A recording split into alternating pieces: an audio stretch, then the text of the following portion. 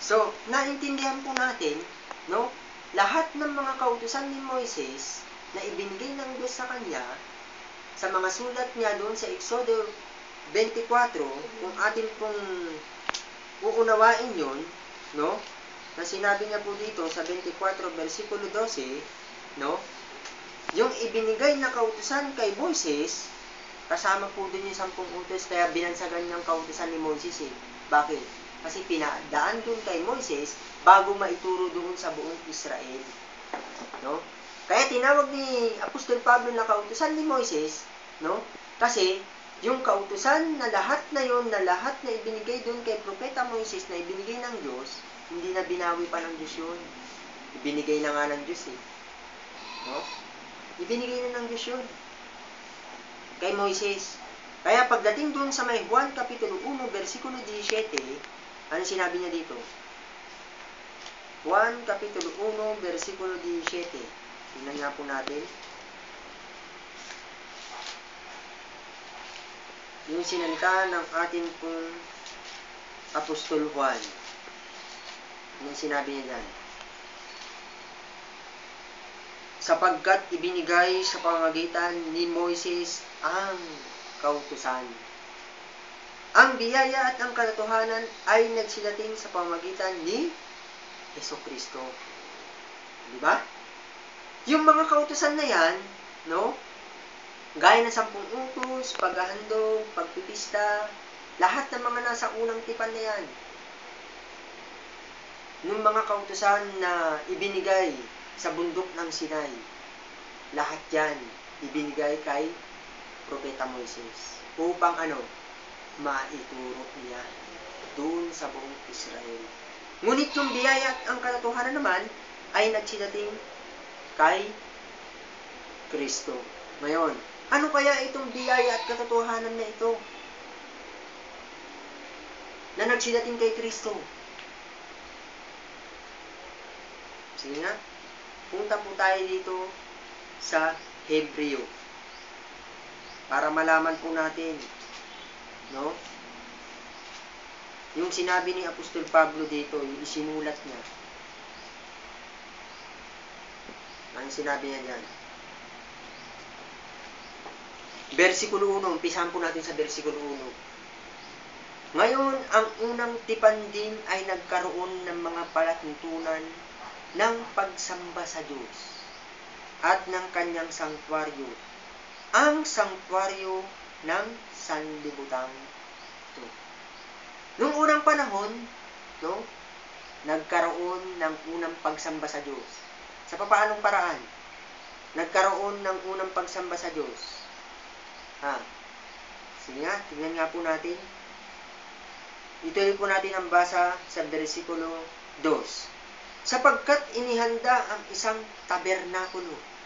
Ang una na kinaroroonan ng kandilero at ng dulang at ng mga tinapay na handog na siyang tinatawag na dakong banal.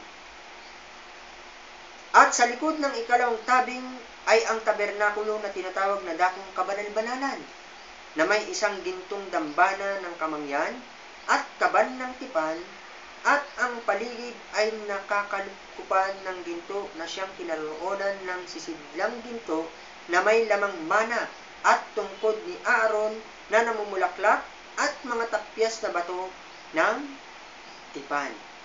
At sa ibabaw nito ay ang mga kerubin ng kaluwalhatian na nangagsisililim sa luklukan ng awa, na ang mga bagay na ito ay hindi natin mapag-uusapan ngayon ng isa-isa.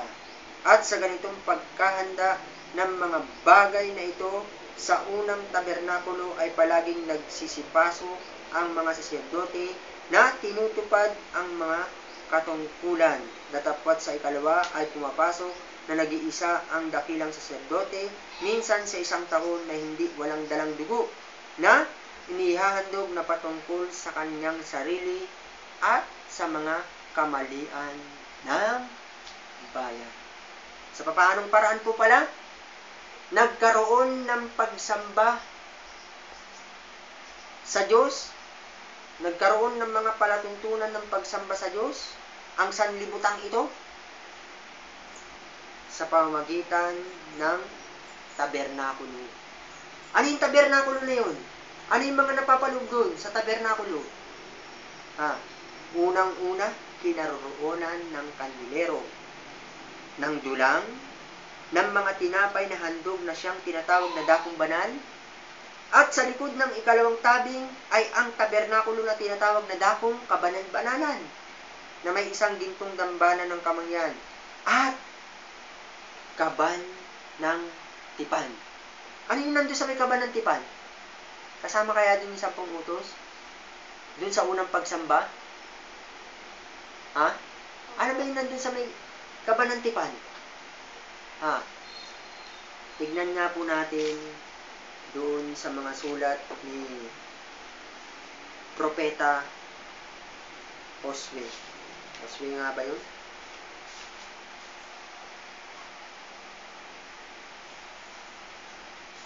Kung ano yung nandoon sa kaban ng tipan. Para maliwanagan po tayo, no?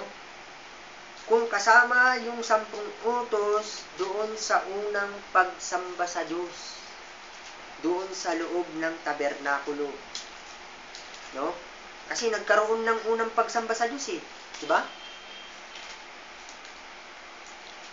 Tingnan po natin kung hindi po ako nagkakamali, no?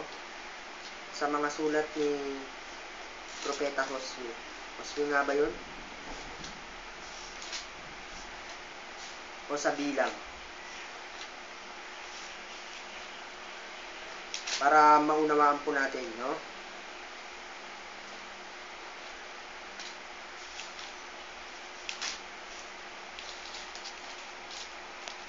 Sa Josue nga ba?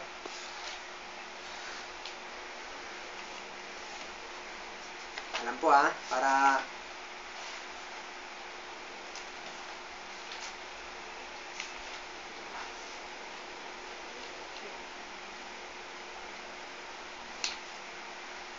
post mo muna.